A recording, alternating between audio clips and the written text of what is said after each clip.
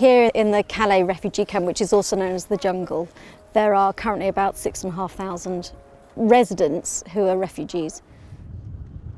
The main people living here are from countries in North Africa and the Middle East. People have travelled from situations of persecution or conflict. So the jungle camp has been built on an old town dump next to a chemical works and a series of factories.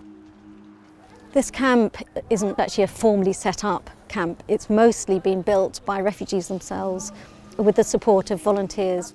And it's a motley collection of tents and shelters that have been hand-built. You wouldn't imagine a place like this in northern France.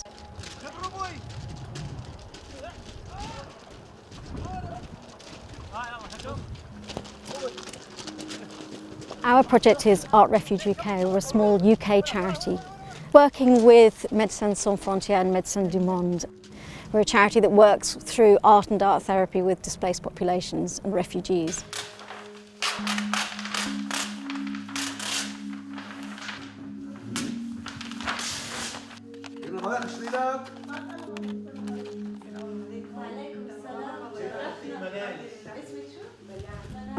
I'm Jess. I'm an art therapist with Art Refuge UK here in Calais. Generally, we offer open spaces, open art studio type setups where people can come across the day to sit with us, to perhaps get to know more people that are in the camp and not in their immediate community and share experiences. Where are you from? Me, Syria. It's from Syria. Kurd Syria. Kurdish Syrian. You've been in the camp for how long? Me, 4 months here. I think it's really useful for them to be able to start through an art making process or a material. So whether that's them using a bit of plasticine or clay whilst they're speaking, or drawing something very quietly on their own to begin with, it often really helps as a starting point.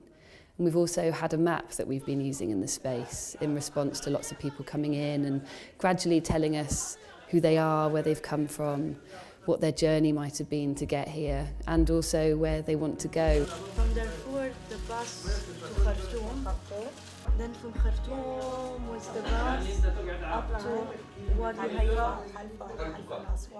So there's quite immediate feelings of anxiety, stress, anger, and then also there are lots of conversations and workings through of the journeys they've had, let alone the experiences that they've often had in their own countries, which has pushed them to needing to leave to find safety.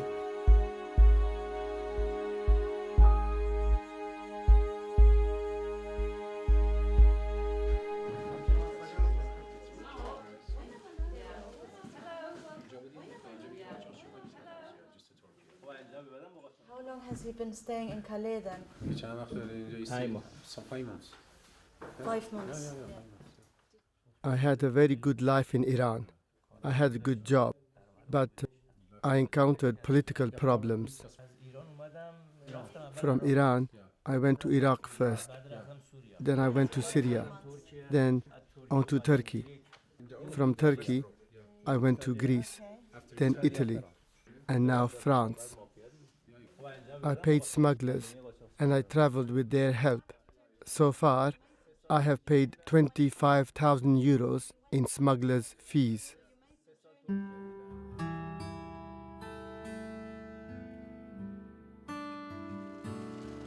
We don't tell our families that the conditions here are bad, but it is worse than hell. I think the conditions in the camp will, for some people, really add another layer that people don't need when they've gone through so much. Yes, where's he living in the jungle? Life is really hard. We have no facilities here. Every day I have to seek medical help. Every morning when I get up, the tent and bedding is wet through. We are always sick. The jungle is not a fit place for humans. It is fit for animals.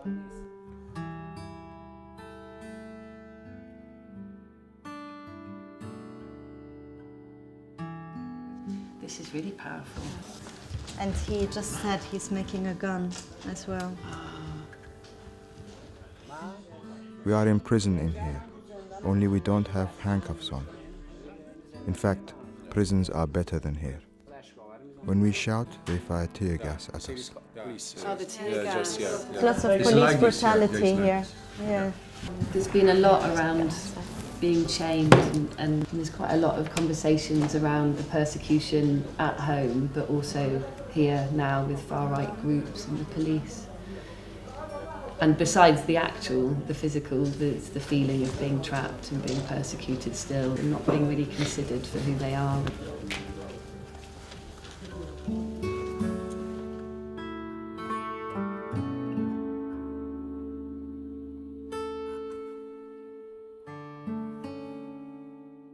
So we're working with Médecins Sans Frontières and Médecins du Monde through their psychosocial projects. It's a space for psychological support in a group context, and we're offering a space which is specifically using art for people to come and express what it is they need to bring. And there's a lot of trauma and a lot of grief and depression and stress and anxiety and all the things that go along with having experienced persecution and fleeing home.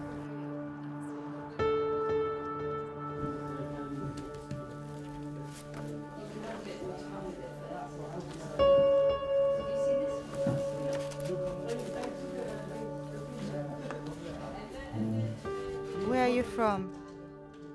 I am from Egypt. How long have you been here?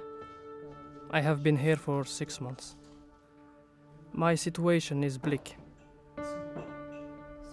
It's a hard life.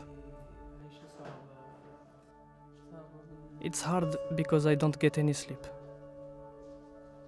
There is no sleeping anywhere. I am living in a tent. When I left Egypt, I went to Italy. I spent 10 days at sea. It was difficult. I was scared. You can be happy that you are doing what you want to do. But I was afraid that the ship would sink or capsize. The waves would break it. There was someone. He was trying to swim to the ship. The motor cut off his leg. He wanted to board the ship. He was trying to jump. And what about your friends? My friends. One went to Libya. When we got to Libya, the weather was bad. The sea was very high. The boat, you either catch it or you drown. Your friends died? Yes, And now you're here on your own? yes. All I have is God.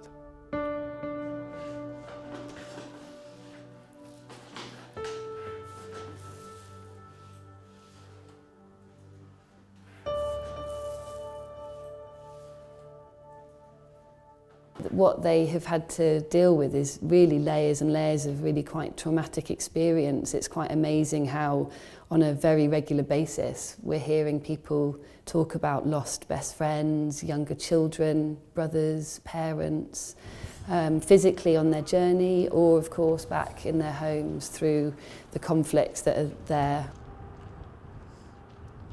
So I've been working for at least 2 decades in contexts of conflict, and on and off in all sorts of different places across the world. And I'm often asked the question, what are you doing bringing art when basic needs aren't necessarily being met? And I always would say that art is actually an essential resource. It's one of the protective factors that human beings look to at times of crisis, along with dreaming, family, spirituality, all the things that we draw on as human beings. Also, people turn spontaneously to art making at times of crisis. I would say that art is a natural means of survival that people will turn to. And our project happens to be also to support people specifically who are experiencing trauma, who are seeking out a space where they can safely talk about and explore that through their images.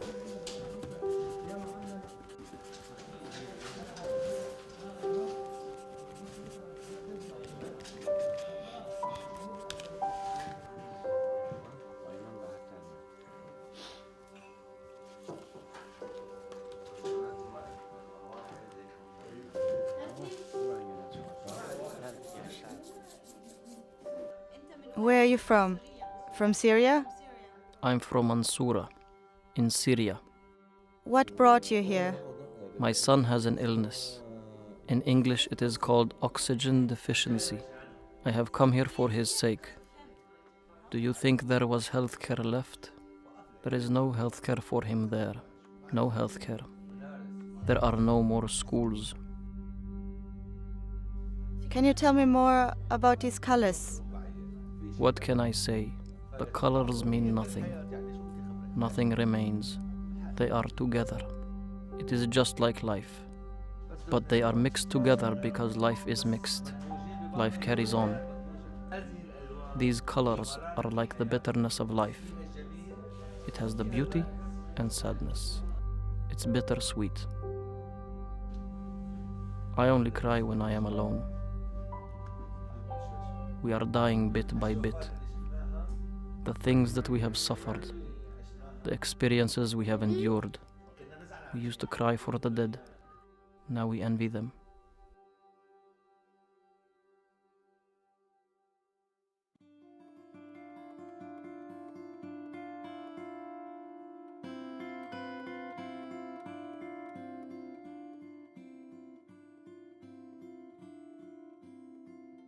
The vast majority of people we've met don't want to be here, but there are extraordinary community spaces because people will build communities where they can.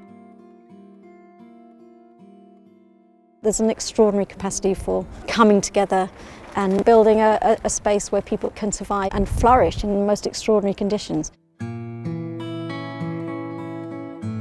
Together they've built shops and extraordinary restaurants. There's mosques and a church. There's a school. There's a library, and it means that people are coming together and building a proper community for their survival and resilience. What you're greeted by when you walk around is people smiling and an extraordinary amount of capacity for humanity and goodwill. We've met some remarkable individuals. People really genuinely do greet you with a smile in spite of what's going on beneath the surface, and that's a real gift.